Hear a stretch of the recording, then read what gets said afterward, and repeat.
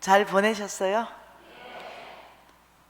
저는 오늘 우리 부산에 NCMN에 중요한 사역이 있어서 우리 NCMN의 리더들이 부산으로 총 출동을 했습니다.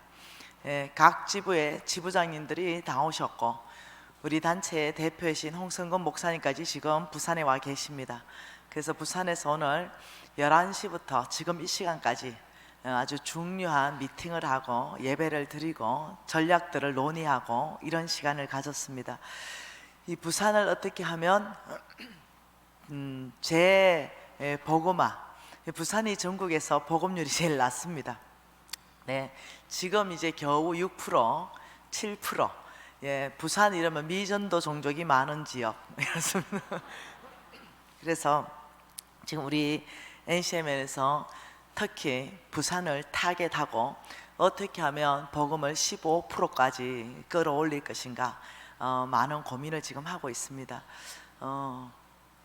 근데 오늘 예배 드리는데 소망이 충만해지더라고요. 주님께서 부산 안에 행하실 그 놀라운 일들을 보여주시니까 너무 좋았습니다. 이 부흥의 한 중심에 부산이 있어야 안 되겠습니까?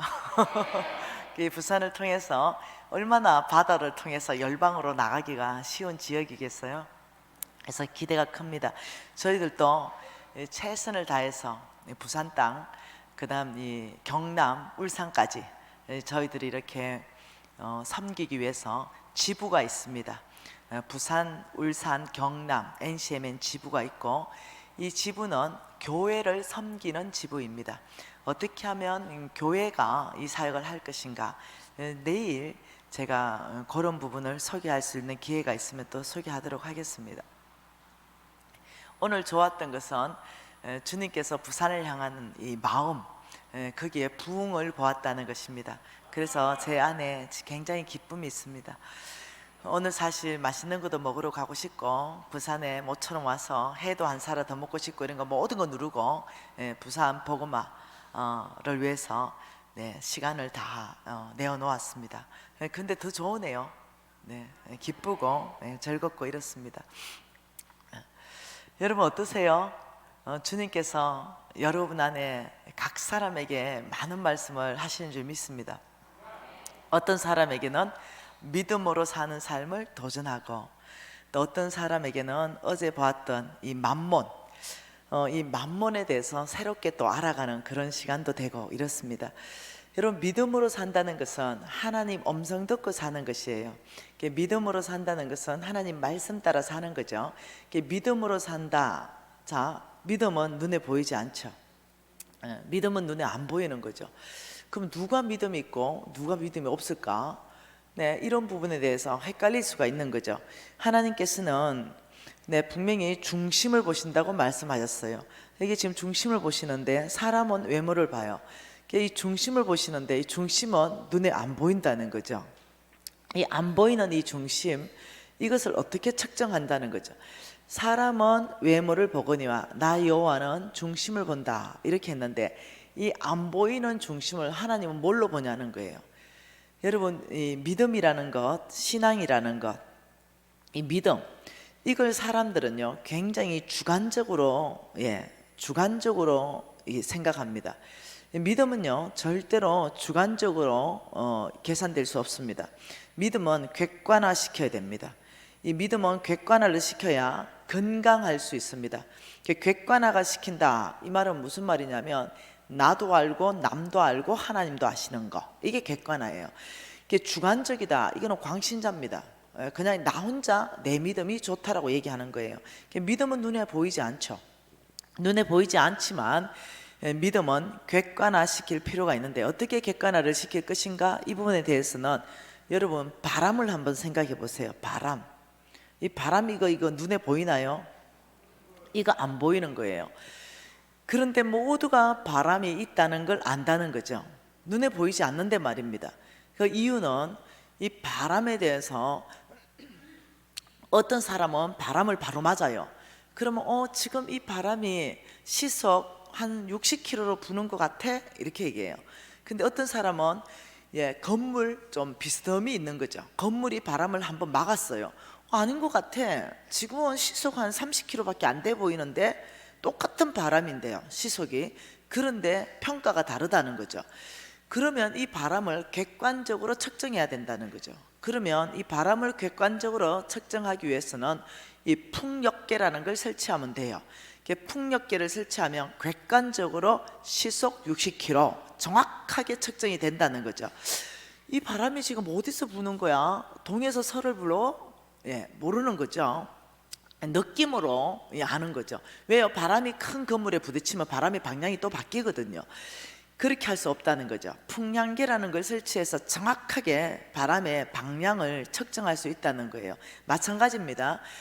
눈에 보이지 않는 하나님은 이 중심을요 객관적으로 측정하십니다. 그래서 나도 알고 남도 알고 그리고 하나님도 알 수 있게끔 신앙은 객관화시키는 것이 건강한 신앙이에요. 그래서 이 객관화시키는 믿음의 측정을 어떻게 측정을 하는가, 이 중심을 어떻게 측정하는가, 이것은 도구가 있다는 거예요. 먼저는 첫째는 말씀입니다. 말씀 안에서부터 믿음으로 사는 사람의 특징은 이런데, 내가 그렇지 않다면 객관적으로 내가 무슨 말을 해도 나는 믿음 없는 사람이에요. 자, 충성된 사람의 특징은 이런데, 말씀 안에서 내가 이거는 충성된 사람 특징과 내가 다르네 이러면 죄송하지만 나는 충성되지 않은 사람이에요. 이렇듯이 말씀을 기준으로 해서 이 중심에 대해서 우리가 훈련할 수 있다는 거예요. 그래서 믿음도 훈련하고 우리 중심을 훈련하는데, 그 훈련하는 데 있어서 하나님께서 뭐라고 했냐면 두 주인을 섬길 수 없다. 하나님과 만몬, 재물을 겸하여 섬길 수 없다라고 하나님이 말씀하셨다면 섬기지 않는 것이, 그것이 믿음 있는 사람이에요. 믿음이라는 그 정의 자체가 하나님 음성 듣고 사는 삶, 하나님 말씀 듣고 사는 사람이기 때문에 한 사람이 두 주인을 섬기지 못할 것이니 호기를 사랑하거나 저를 미워한다는 거예요. 그래서 너희가 하나님과 재물을 겸하여 섬길 수 없다. 그래서 양당 간에 결정을 하라는 거예요. 네가 오직 하나님을 섬길 것인가 아니면 정말 돈을 따라갈 것인가, 이 결정하라는 거예요. 그래서 우리는 내 마음 안에 나는 하나님도 섬기고 나는 정말 이 돈도 많았으면 좋겠다, 이렇다면 방법은요 하나님이 주시는 돈을 받아야 된다는 거예요. 그래서 어저께 만몬은 거절하라고 말했기 때문에 우리가 믿음으로 사는 삶을 훈련하기로 결정했어요. 그렇다면 만몬을 거절하는 걸 훈련하는 거예요. 그 첫 번째, 내 거라고 주장했던 집 하나님의 거로 인정하기로 결정했습니다. 어저께 통장에 돈 1억 내 거라고 주장했던 것 하나님의 거라고 우리가 고백하기로 결정했어요. 이렇게 나의 것이라고 주장한 그 무엇이 있다더라도 내 생명까지, 아닙니다 주님, 이것은 주께로부터 우리가 받은 것입니다. 저는 관리인입니다. 저는 청직입니다. 끊임없이 이것을 선포하고 실질적으로 내가 소유하는 것이 아니라 나는 관리인이 되는 것, 그래서 주인을 바꾸는 것입니다. 집의 주인을 바꾸고 차의 주인을 바꾸고 통장의 주인을 바꾸고 내 생명의 주인을 바꾸는 거예요. 이것이 믿음으로 사는 사람의 훈련입니다.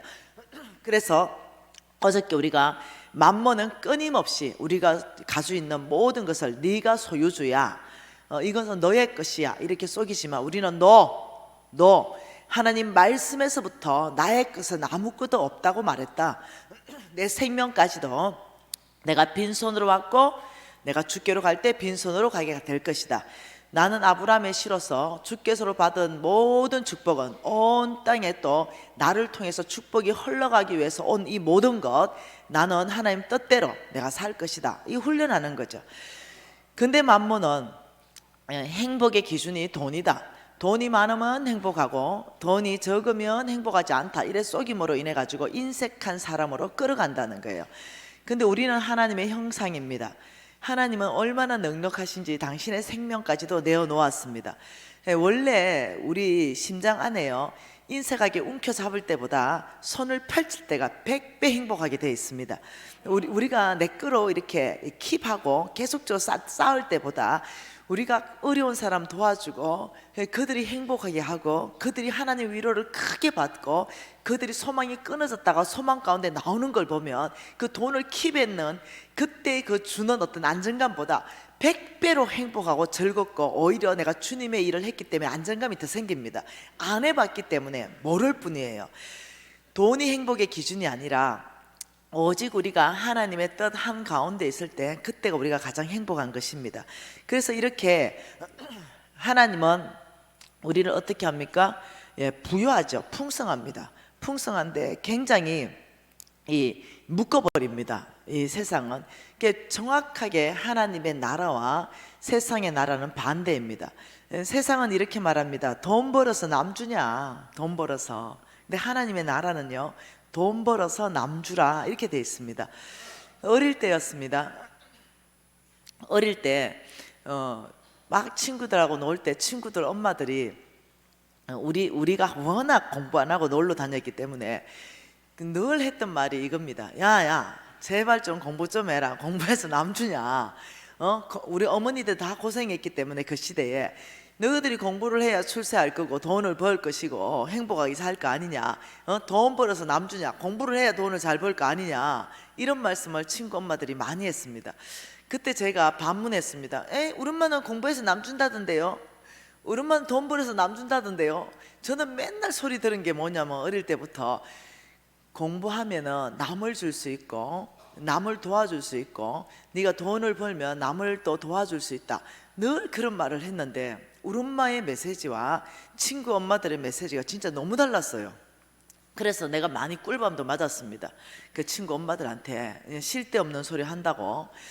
그런데 나중에 우리 어머니의 가르침이 얼마나 성경적이었는지 알게 되었습니다. 에베소서 4장 28절 말씀을 보면은 너희 손으로 선한 수고를 하라 가난한 사람들에게 줄 수 있도록 이렇게 말합니다. 가난한 사람에게 줄 수 있도록 너희 손으로 선한 수고를 하라. 이 말을 바꿔놓고 말하면 돈 벌어서 남 주라. 더 적극적인 말로 바꿔보면 남 주기 위해서 돈 벌어라. 성경 전체는 그렇게 되어 있습니다. 주라. 성경 전체는 주라는 거예요. 필요한 그 사람한테 주라는 겁니다. 그런데 놀랍도록 그러면 나는 너에게 더해서 넘치도록 준다. 이게 늘 성경 이야기입니다. 그래서 하나님이 얼마나 풍성하시고 우리가 남 주는 것이 없어지는 것이 아니라 하나님께서 갚아주신다고 성경은 끊임없이 얘기하고 있다는 것이에요. 그러면서 또 만몬은 돈이 전능자다 이렇게 가리킵니다. 돈이면 모든 게 해결되지. 돈 가지고 해결 안 되는 게 뭐가 있냐? 사실 그렇죠. 이 세상의 시스템 안에서는 돈만 있으면 국회의원 빠지도 합니다. 돈만 있으면. 돈으로 해결 안 되는 거 있으면 나와봐라 이렇게 하면서 이런 사람은 어디까지 가냐면요, 부정직한 삶으로 가게 되어 있습니다.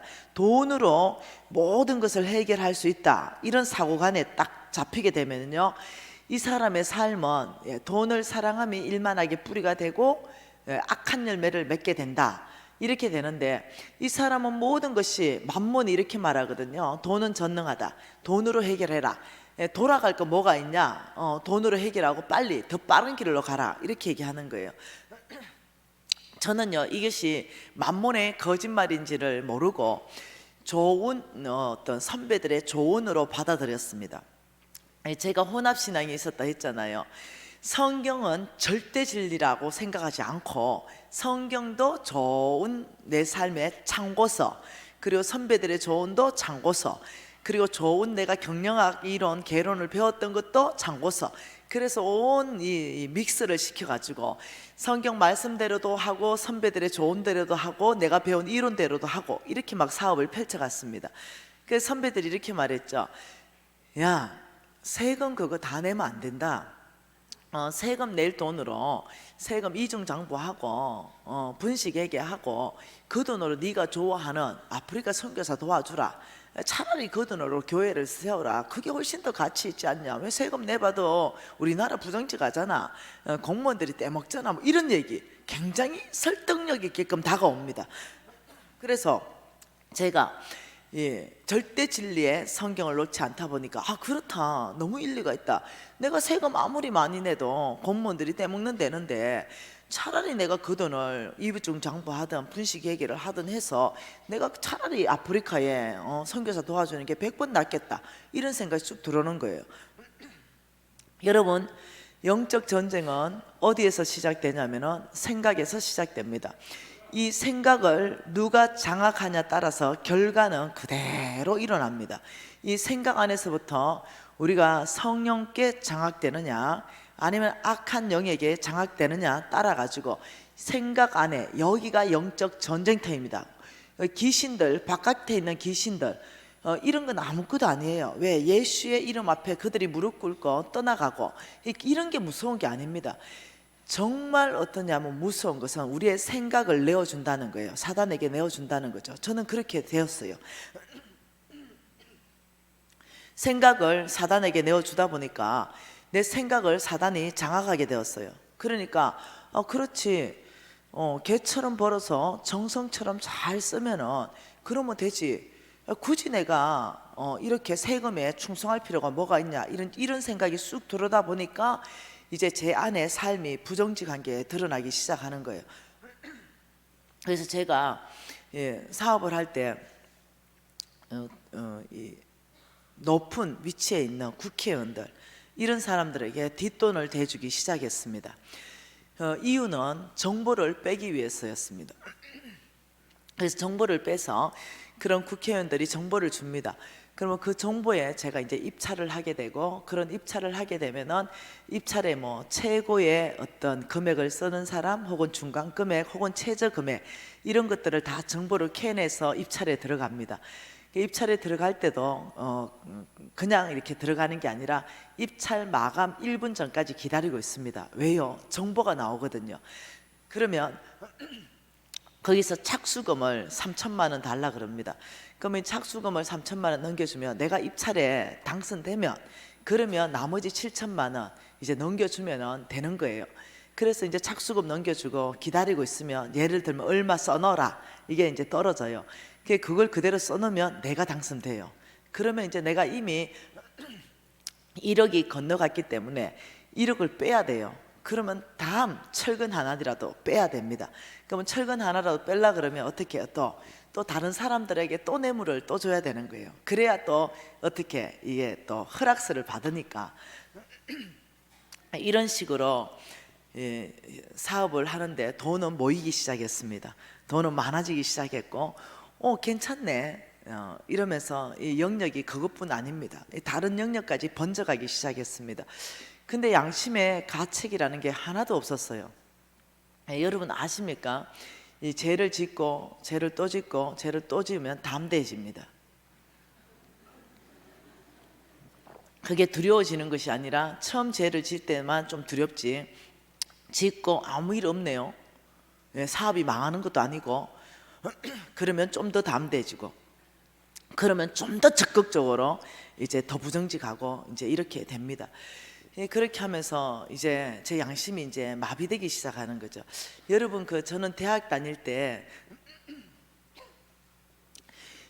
나병 환자촌에 가서 사역한 적이 있습니다. 그때 이게 손이 이렇게 문드러진 나병 환자들을 제가 봤는데 얼마나 아프셨어요. 내가 손 잡아주면서 이러니까 막 웃어요. 나병 환자는 안 아프대요. 이게 감각이 다 사라지고 손가락이 떨어지고 발가락이 떨어져도 이 감각 자체가 없대요. 그래서 안 아프다는 거예요. 아, 그러냐고. 근데 제가 알게 된 거죠. 영적 어떤 나병 환자, 문둥병 환자도 똑같다는 걸 알았어요.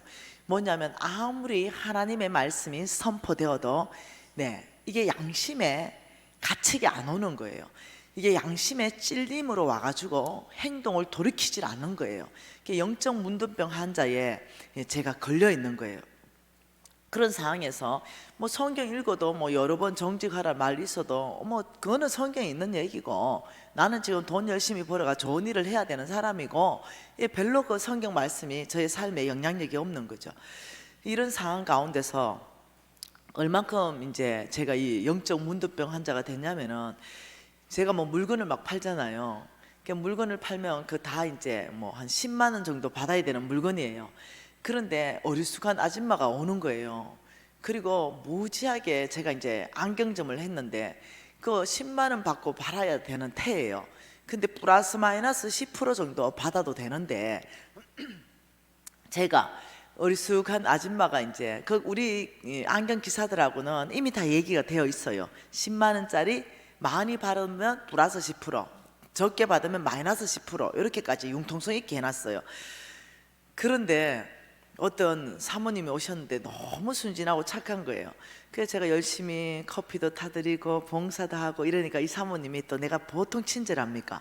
그러니까 무지 나를 좋아하고 신뢰하길래 이 태를 골랐는데 10만 원인데 분명히 얼마냐 하는 거죠. 그 눈치 봐서 사모님 이 태는 15만 원입니다 이러면 사모님이 너무 좋아요 이거 해주세요 이제 이렇게 하는 거예요. 그러면 10만 원짜리를 15만 원에 팔아가지고 차트를 끊습니다. 그리고는 이제 사모님 잘 배웅해드리고 그때 제가 안경점을 100평을 하고 있었는데 우리 안에 안경 기사가 20명이 있습니다. 그 20명 다 불러가지고 내가 야 장사는 이렇게 하는 거야. 이러면서 이제 차트 펴놓고 내가 막 설명하는 거죠. 네가 팔았으면 오늘 9만 원이다. 네가 팔았으면 이러면서 내가 이 상술이 얼마나 좋은지 이걸 쭉 얘기하니까 그게 가장 막내로 들어온 그 기사 하나가 제가 늘 고신사대라고 자랑했고 늘 시작하기 전에 30분씩 제가 말씀 전했거든요. 네, 그러면서 나는 내가 얼마나 내가 영적인 사람이고 내가 얼마나 이 교회에 충성하는 사람인지 이걸 다 알아요. 네.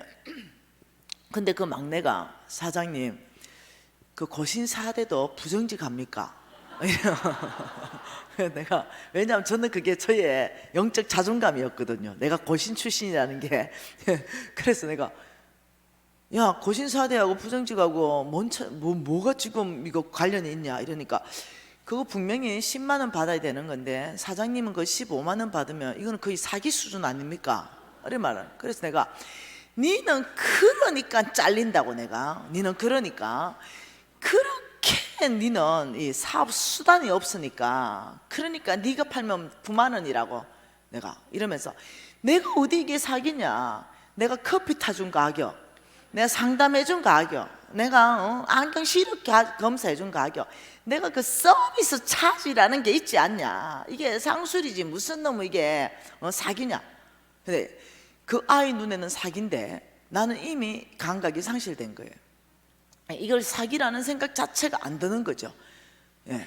그냥 어떠냐 15만 원 받을 수도 있고 뭐 9만 원 받을 수도 있지 이렇게 생각이 드는 거죠. 근데 그 적절한 가격은 얼마라고요? 10만 원이에요. 부자가 와도 10만 원이고 가난한 사람 와도 10만 원인데 이거 그냥 내 마음대로 그냥 좀 보고 어리숙하면 올려받는 거예요. 근데 양심의 가책이 하나도 안 오는 거죠. 네. 어느 날이었습니다. 10만 원 받아야 되는 건데 아줌마가 죽을 상을 하는 거예요. 그래 어쩔 수 없이 만 원을 깎아줬네요. 그래도 다 남아요. 책정을 그렇게 해놨기 때문에. 근데 이 아줌마가 너무 죽을 상을 하는 거예요. 그래가지고 이제 한 2천 원 정도 더 빼줬어요. 이런 상태에서 가면서 2천 원 빼줘도 다 남아요. 옛날에는 안경 좀 많이 남았잖아요. 요즘은 여러분 깎지 마세요. 덜 남아 요즘은. 그래서 내가 이제 배웅을 해드리면서 사모님 진짜 오늘 미치고 장사했습니다 이러는 거예요. 미쳤겠어요? 아니요 다 남았어요. 내 남굴 거 다 남았어요. 그런데 이 양심이 마비되고 양심이 이 화인 맞은 것처럼 문둥병 환자가 되다 보니까 내가 거짓말하고 있는데 이게 거짓말이라는 자체를 인식을 못하는 거예요. 분명히 다 남았어요. 그럼에도 불구하고 뭘 하냐면 하나도 안 남았습니다 혹은 오늘 미치고 장사했습니다 이게 그냥 습관처럼 입에 붙었다니까요. 그런데도 내가 그 행동이 부적절하다는 자체도 인식을 못합니다. 이런 상태에서 내가 했던 모든 사업의 영역들은 부정직이요 어떤 이 거짓말이요 이런 것들이 있는데도 나는 그것이 사업 수단이다 이렇게 생각을 하고 있는 거죠. 그러면서 사업은 성성장구했습니다. 사업은 더 확대되기 시작했습니다. 사업은 우리나라를 넘어가기 시작했고 무역으로 발전하기 시작하고 사업을 해서 빌딩을 구입하기 시작하고 더 탁월해지기 시작했어요. 그러니 저는 더 하나님 나라에 헌신하게 되고 더 이게 헌금도 더 하게 되고 그래서 나는 전혀 문제가 없었어요. 근데 어느 날이었죠. 제가 이중장부를 하기 때문에 나를 가장 신뢰하는 내 친구를 우리 회사의 회계로 세웠습니다. 예, 그때는 이런 게 있었습니다. 바지 사장. 네, 왜냐면 부정직하게 하려면요 본인 이름으로 못해요. 그래서 바지 사장, 백수들을 바지 사장으로 세워가 그 사람 앞으로 회사를 열어가지고 부정직하게 하고, 혹시나 잘못되면 그 사람 뒤를 봐주고 또 다르게 회사를 열고, 이런 식으로 실명제가 아니었습니다. 그러니 내 바지 사장들이 많은 거예요. 실질적으로 내가 오는데 바지 사장 다 해가지고 뭔가 잘못되면 그 사람 어떻게 한 6개월 들어갔다 나오면 돼요. 내가 다 뒤를 봐주면 되고, 이런 시대였습니다. 시대가. 어느 날 그러다 보니까 나를 가장 잘 신뢰해주고 믿어주는 그런 사람을 회계로 세워야 되는데 격리로 세워놨습니다. 우리 교회의 집사님입니다. 근데 이제 어느 날 저는 항상 앞에 앉습니다. 앞에. 왜냐하면 저는 고신 4대입니다. 네. 그래서 항상 앞에 앉고, 저는 지금도 가장 앞에 앉습니다. 예배 드릴 때 저는 앞에서 3번째 줄까지가 은혜가 있습니다. 네, 그래서 예수님을 만나러 오는데 어떻게 내가 뒷자리에 앉을 수 있나? 나는 2층은 달동네로 생각합니다. 아예. 네, 그래서 우리 예수님이 오늘 이 주일날 예배를 받으시는데 내가 어떻게 뒷자리를 앉나? 그래가지고 무조건 최고 앞자리는 지금도 내 자리입니다. 아예 가방을 갖다 놓습니다. 그 갖다 놓고 다른 사람 앉으면 내가 이렇게 말합니다. 미안한데 좀 일러줄래 옆으로? 네, 이런 말할 정도로 하여튼 앞자리고 3번째 줄까지 이게 내가 앉아야 되는 자리지, 그 뒷자리는 내가 스스로가 용납이 안 됩니다. 여러분, 예수님이 오늘 직접 오셨어요. 여러분 예배를 받으시기 위해서 앉아 계세요. 어디 앉으실래요? 지각해가지고 뒤에 앉으실래요? 안 그럴 것 같아요. 중심의 태도 자체가 벌써 뒷자리에 앉는다, 예배 시작 5분 후에 왔다, 이러면 나는 문을 다 잠가보면 좋겠어. 그리고 슬피 울며 이를 갈라, 막 이렇게 하면 좋겠네. 그래서 무조건 이건 우리 어머니가 그렇게 시켰어요. 매주 예수님이 너희 예배를 받는데 이 뒷자리가 말이가 되나, 이래서 항상, 그래서 그날도 딱 앞자리에 제가 앉아가지고, 우리 목사님이 나를 너무 좋아합니다. 이유는 뭐냐면 앞자리에 앉아가 꿀맛같이 말씀을 받아 먹는 거예요. 그 넷만 보면 힘이 난대요. 아멘 아멘 이러면서 너무 이러는데, 그날에 설교가 뭐냐면요, 정직한 자에게 주는 복, 뭐 이런 거, 하여튼 정직에 관한 설교였습니다. 그 우리 목사님은 이게 시각이 넓으신 분입니다. 이렇게 어느 한 곳을 보고 하는 것이 아니라 전체를 다 둘러보십니다.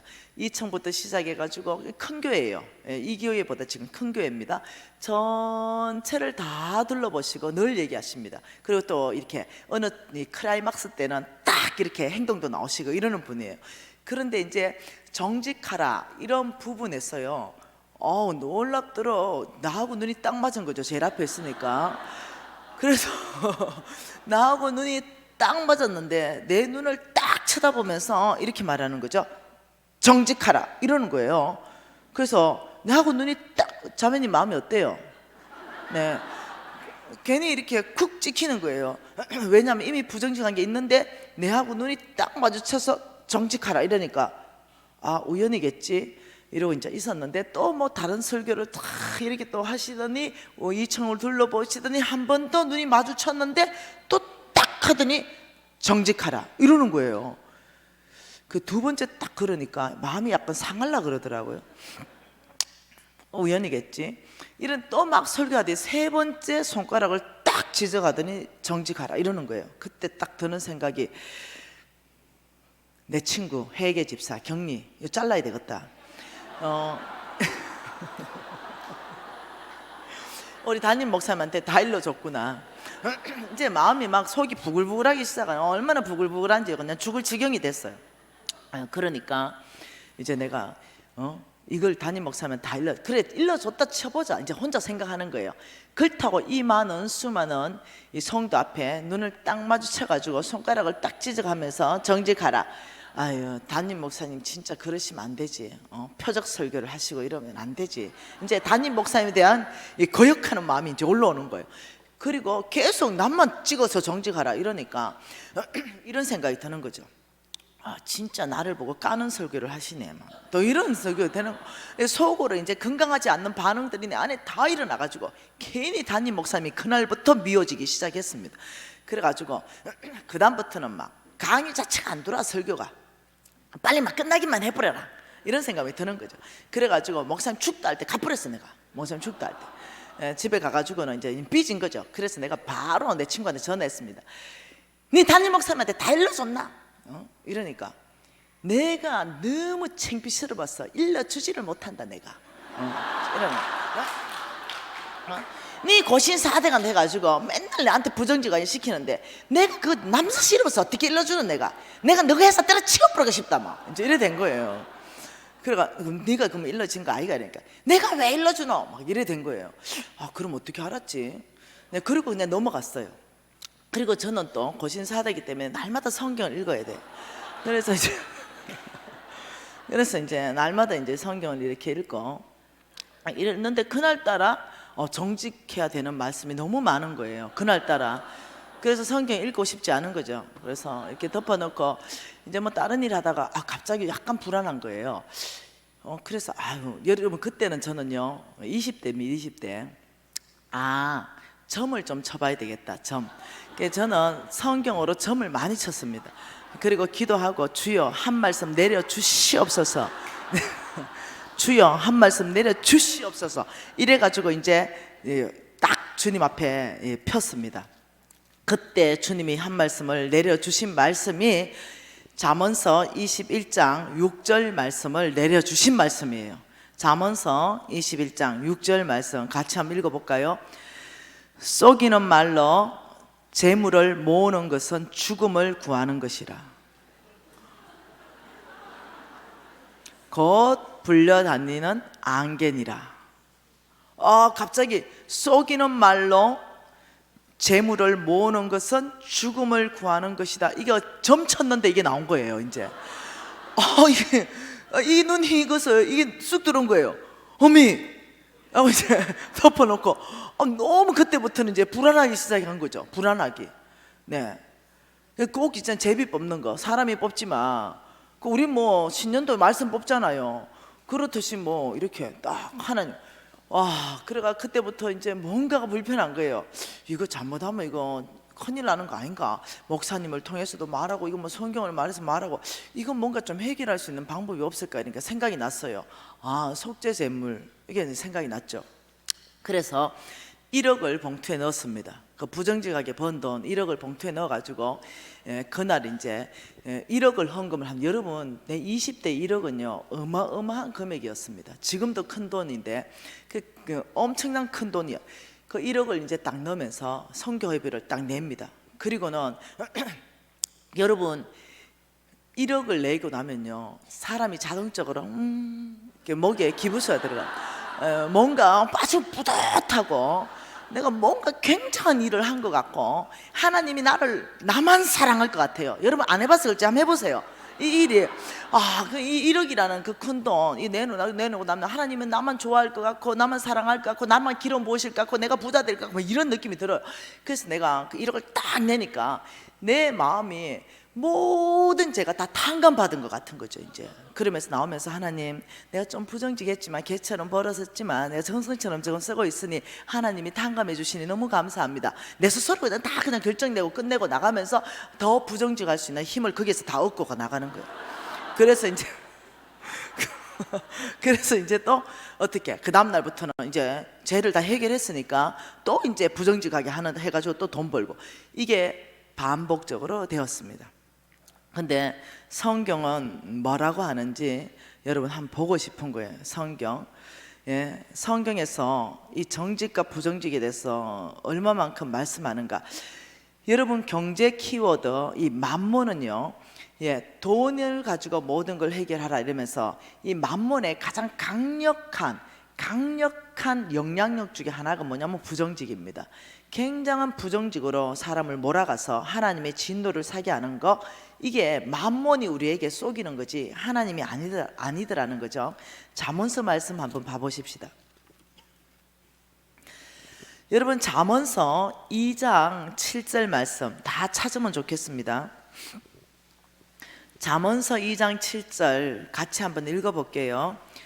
그는 정직한 자를 위하여 완전한 지혜를 예비하시며 행실이 온전한 자에게 방패가 되신다.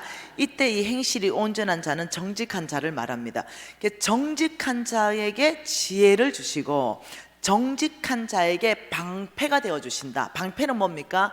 네, 어떤 공격이나 화살이 날아올 때 누구에게 방패가 되어 주신다고요?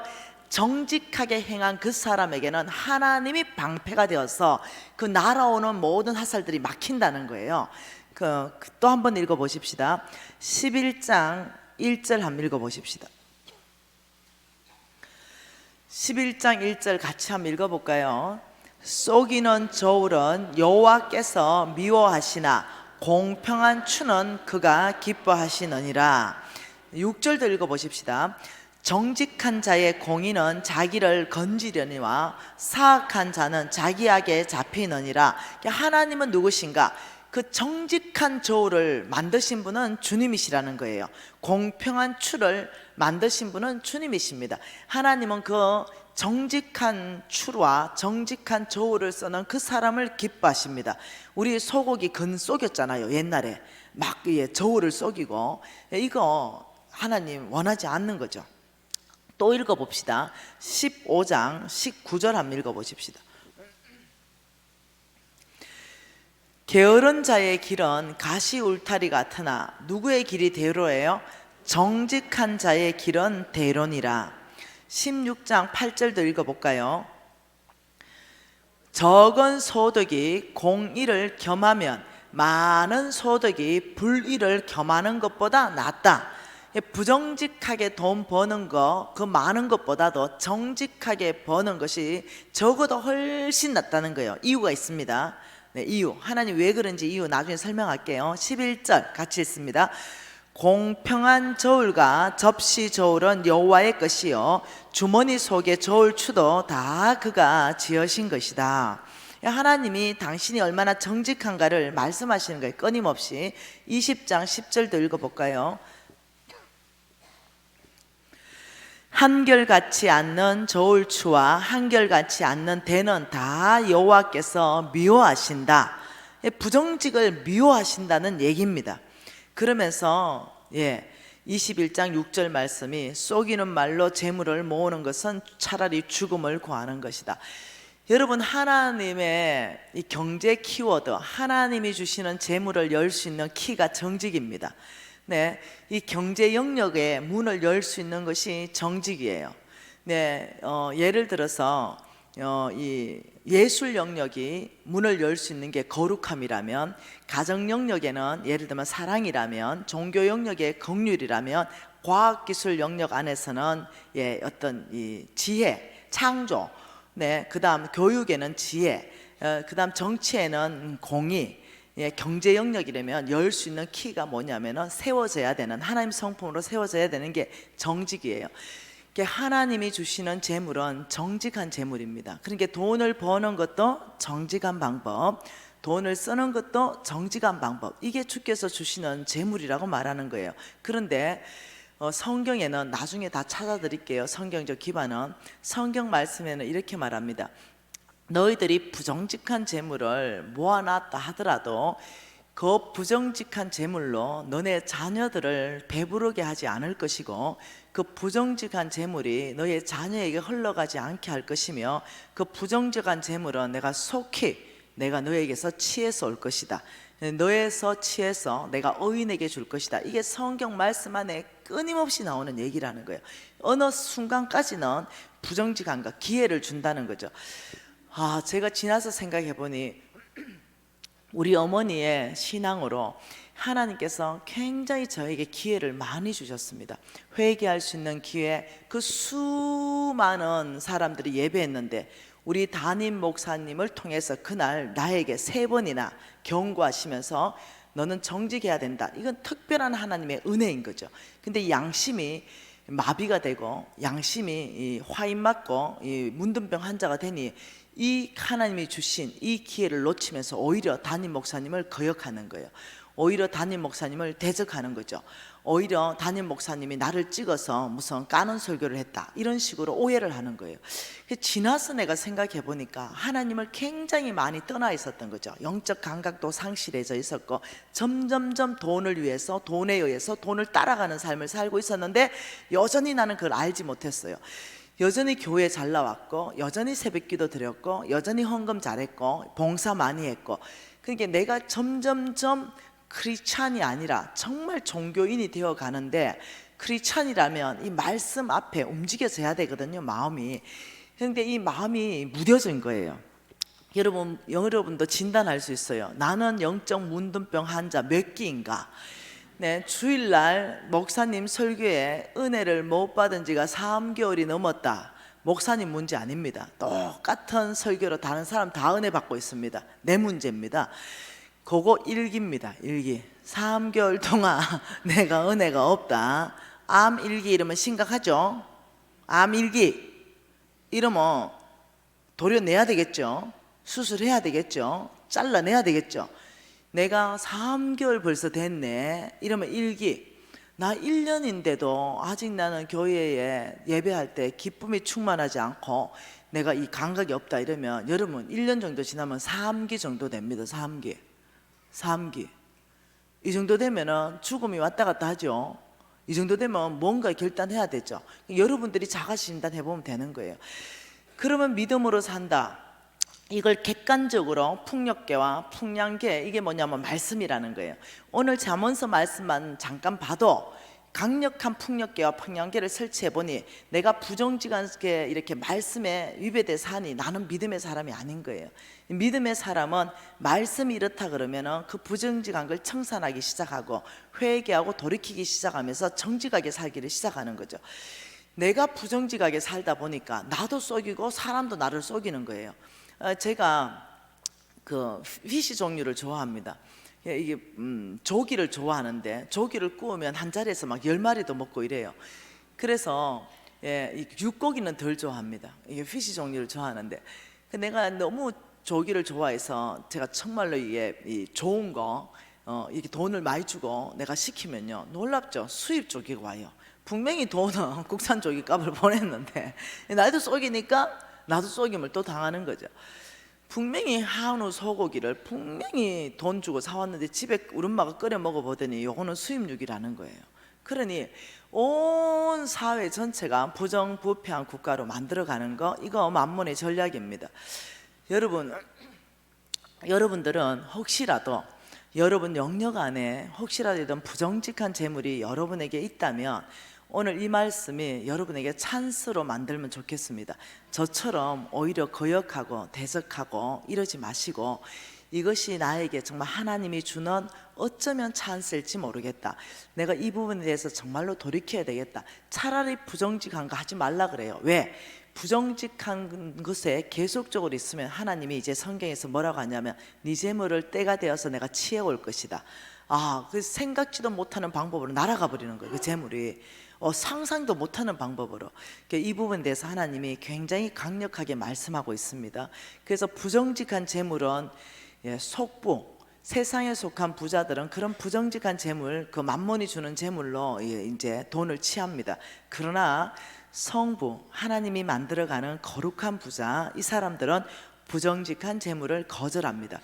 제가 이제 완전히 쫄딱 망하고 돈 다 날아가고 50억 빚지고 불치병 걸리고 이럴 때 제가 제 실패의 또 하나 원인을 뭘로 봤냐면 이 부정직한 삶을 봤습니다. 왜 그러냐? 성경이 절대 기준이 안 되다 보니까, 그러니까 어떠냐면은 그냥 쉽게 생각하는 거죠. 그냥 말씀이다 생각하는 거죠. 이게 절대 기준이 아니다 보니까 말씀에서는 부정직하면 재물이 날아간다는데 나는 이렇게 생각하는 거죠. 뭐 설마 날아가겠노? 날아가봐야 진짜네? 이제 이래 되는 거예요. 네, 날아가기 전에는 이게 안 믿어지는 거예요. 정말 날아가야 어머 이게 정말로 하나님의 말씀은 정말로 1.1획도 틀림없이 성취가 되네, 이렇게 되지. 그 재물이 있을 때는 제가 성경을 보통 읽었겠습니까? 얼마나 많은 구절에 제가 읽었겠어요. 그런데 그냥 성경에 기록된 말씀일 뿐이에요. 내 삶에는 적용이 안 되는 거예요. 근데 실질적으로 망해 보니까 그때서 이래 되는 거죠. 이런 부정직한 사람은 재물이 날아가거나 혹은 재물이 모이지 않는다고 말합니다. 제가 한 달 전에 서울에 요만한 어떤 사이즈의 교회에서 집회를 했습니다. 근데 제가 옛날에 좀 이렇게 좀 살았던 사람이라서 이 사람들의 옷 입은 거, 사람들의 액세서리를 보면은 이 사람 견적이 나옵니다. 삶의 어느 정도 수준으로 사는가 이게 좀 나와요. 그래서 예를 들면은 뭐 아무리 자기가 명품백 들었다 하더라도 딱 한 가지만 딱 보면 이 사람은 평생 10개월 할부해가지고 명품백 억지로 들고 간 거 이거 다 나옵니다. 돈이 있어서 산 사람인가 10개월 할부해서 산 사람인가 이거 그냥 나와요. 예, 그래서 제가 딱 보니까 어떤 형제가 제일 앞에 앉았는데 이 사람은 진짜 돈 있는 사람인 거예요. 그래서 내가 저 사람은 진짜 돈 있는 사람인데 돈 있는 사람은 표가 다릅니다. 예. 그래서 이렇게 보면서 제가 관심을 가지고 있었습니다. 왜? 분명히 돈 있는 사람 같은데 너무 갈급하게 말씀을 꿀송이처럼 받아먹는 거예요. 돈이 그렇게 많아 보이는데 이런 일이 안 일어나거든요. 돈 많은 사람의 특징이 교만하거든요. 그래서 갈급해 가지고 제일 앞에 앉고 그래 안 해요. 그런데 막 그래서 내가 망했는가? 이제 이런 생각이 드는 거예요. 그래서 저 사람이 좀 나한테 오면 참 좋겠다, 좀 물어보면 좋겠다 이랬는데 첫날도 안 오고 둘째 날도 안 오더니 셋째 날쯤에 제가 이제 브레이크 타임에 얘가 왔는 거예요. 간사님 5분만 시간 내줄 수 있습니까? 오케이. 간사님 상담하고 싶습니다. 상담이 뭐냐? 이러니까 골 때리는 얘기를 하는 거예요. 제가 상담할 내용을 주님께 물어보고 좀 맞춰보세요 이러는 거예요. 하도 어이가 없어가지고 뭐 꼭 지가 꿈꾸고 내 꿈꿈까 해석까지 해라 뭐 이거하고 똑같은 거예요. 그래서 내가 너무 어이가 없어가지고 내가 이렇게 꼬라보다가 내가 주님 저를 불쌍히 여겨주십시오 내가 이랬어요. 근데 놀랍도록 보이는 거예요. 놀랍도록 이 아이의 영적 상태가 보이고 재물 상태가 보이는 거예요. 그래서 내가 너는 밤새도록 수고를 많이 했는데 남은 게 하나도 없다고 주님이 말씀하신다. 너 인생 가운데 큰 재물이 원방에서부터 왔으나 하나도 남아있지 않다라고 말씀하신다. 너는 부자 같으나 속빈 강정이다 이렇게 얘기해 줬어요. 그냥 뭐 하나님이 내 마음 주는 대로 얘기해 줬어요. 그러니까 이게가 퍽 울기 시작하는 거예요. 자기는 회사가 2개가 있는데 한 회사의 매출이 1,000억이랍니다. 1년 매출이 2개 회사 다 똑같답니다. 1,000억 매출이 2개 회사인데 10원도 남는 게 없답니다. 20년 정도를 수고했는데 그 많은 이 재물이 있는데 희한한 방법으로 나간다는 거예요. 그러니까 원래 하면은 30% 정도 남아야 된대요. 1년에 300억 정도는 벌어야 된대요. 그 20년을 했으면 돈이 얼마겠어요.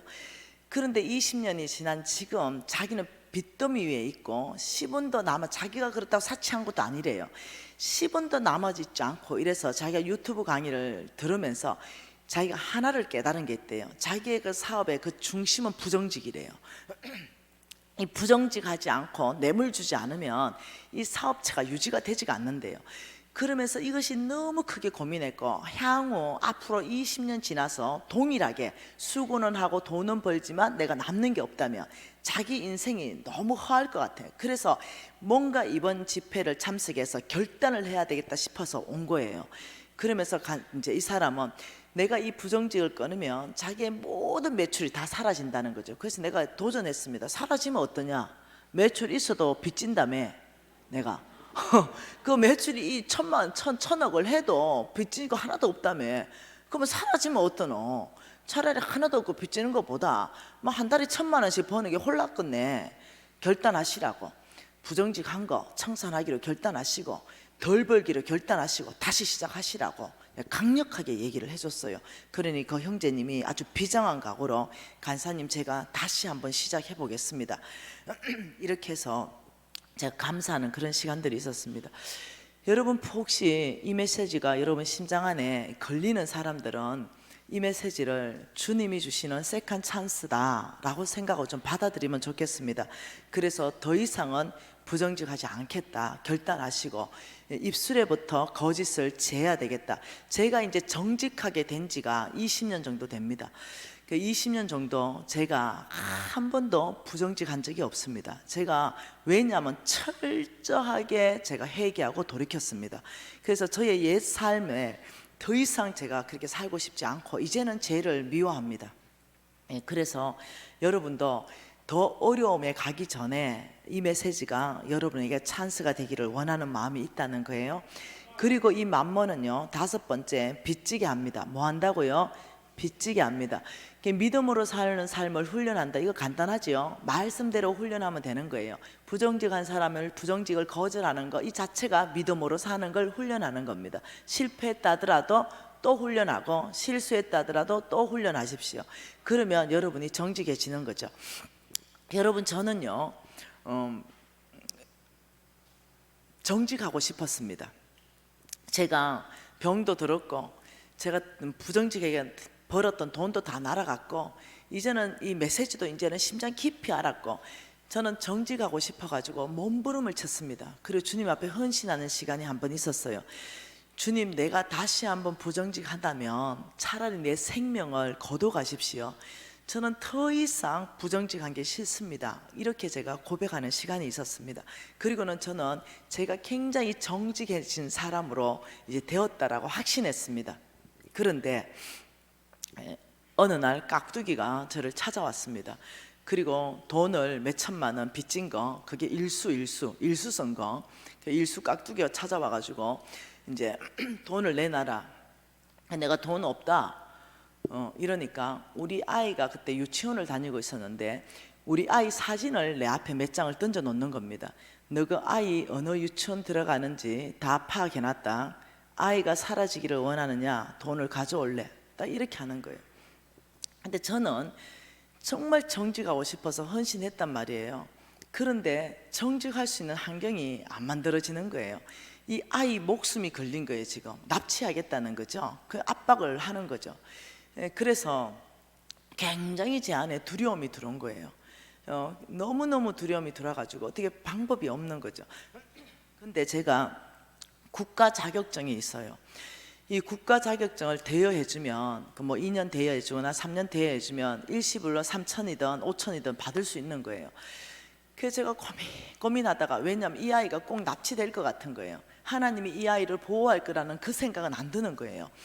그래서 할 수 없이 내가 그만큼 헌신하고 정직하겠다고 결정했음에도 불구하고 제가 국가 자격증을 대여하기로 결정했어요. 그리고 국가 자격증을 대여해서 돈을 받아서 그 깍두기한테 제가 줬습니다.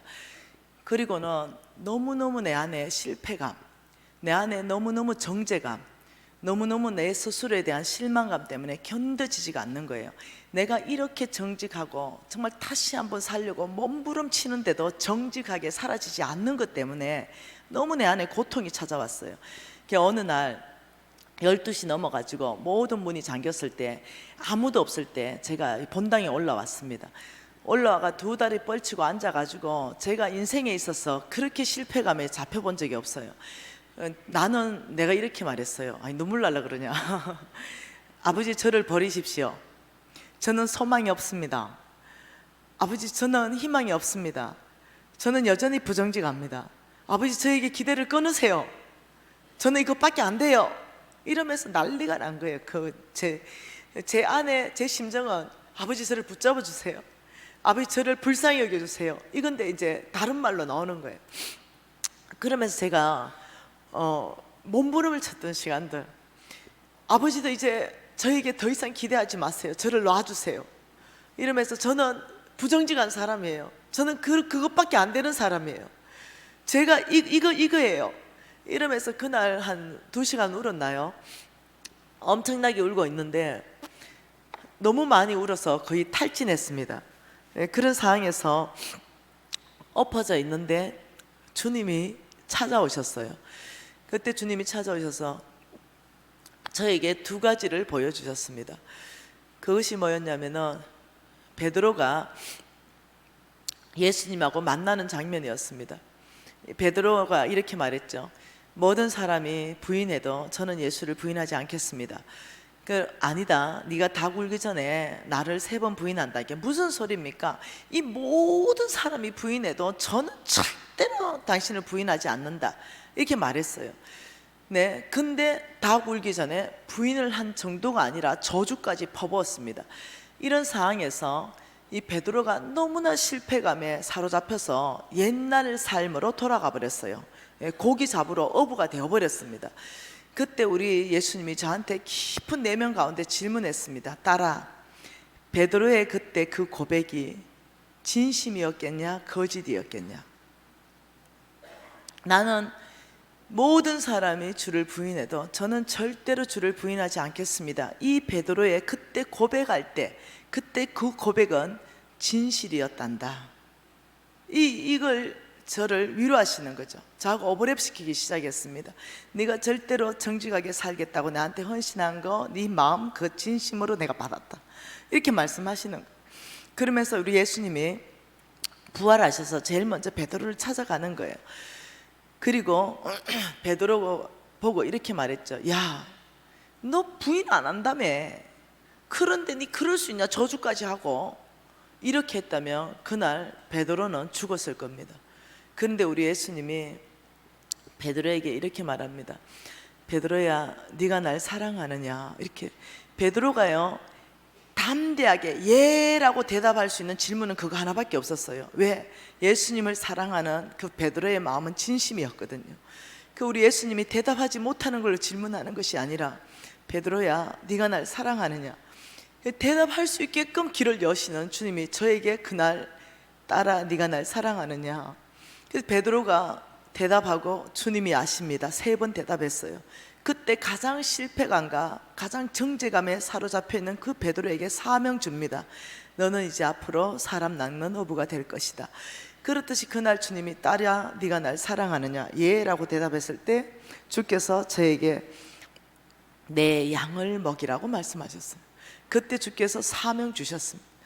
제가 그때 얼굴을 주님 앞에 들 수가 없었어요. 그때 제가 인격적으로 우리 예수님이 얼마나 이 제 부분에 대해서 미워하시는데 사람을 긍휼로 대하시는지 그걸 그냥 알아졌어요. 그리고 제가 그날 밤새도록 그 교회에서 떠날 수가 없었어요. 밤새도록 울었죠. 그리고는 제가 아침이 되었어요. 근데 제가 바뀌어져 있었습니다. 제가 그날 무슨 일이 일어났는지는 나는 몰라요.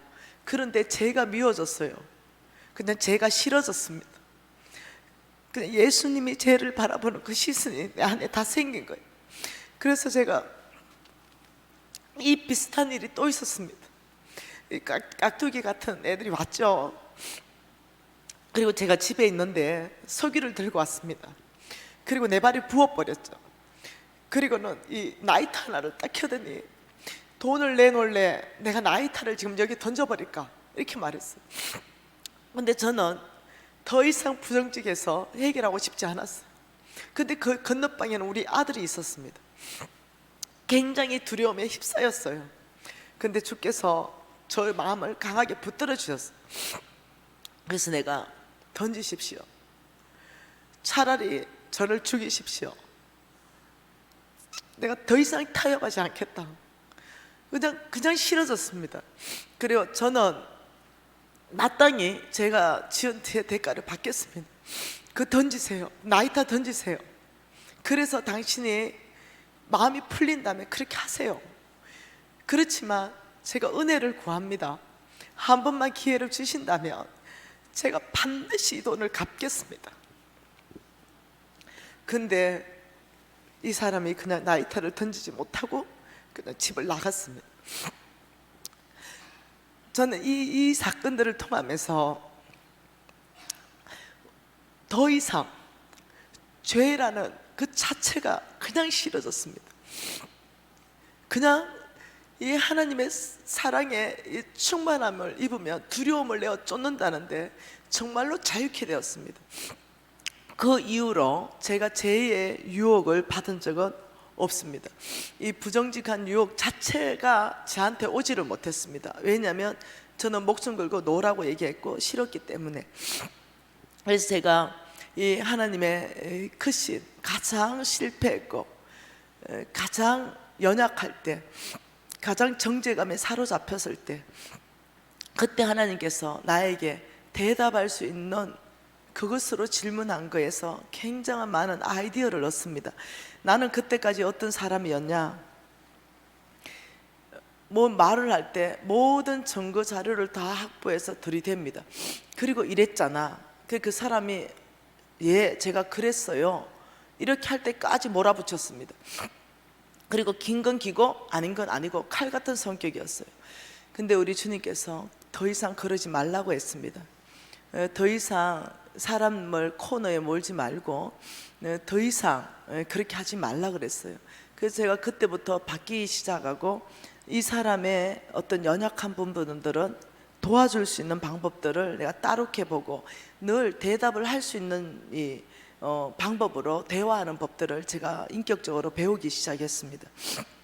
그리고 하나님께서는 저의 사역들을 열어가기 시작했습니다. 사업을 열어가시고 저에게 사람을 이제 붙여주기 시작했습니다. 왜냐하면 옛날에는 오면 상처받았거든요. 근데 이제는 오면 위로받거든요. 이제는 함께 하나님 나라를 세워가는 동력자로서 그 사람들을 성장시킬 수 있는 그런 마음을 제 폭을 넓히시는 그런 계기가 되었습니다. 여러분, 주 예수의 심장으로 여러분에게 호소합니다. 혹시 부정직한 삶을 살고 있다면 거기는 여러분 답이 없습니다. 여러분 떠나십시오. 부정직한 삶 청산하십시오. 그리고 정말로 당장은 덜 버는 것 같지만 정직한 재물은 주께서 장구하리라고 말했습니다. 그것이 오래 남을 거라고 말씀했고 자녀 손손에게 흘러갈 거라고 말했습니다. 그래서 오늘 이 시간에 여러분이 결단하는 그런 시간이면 참 좋겠다 이렇게 싶습니다.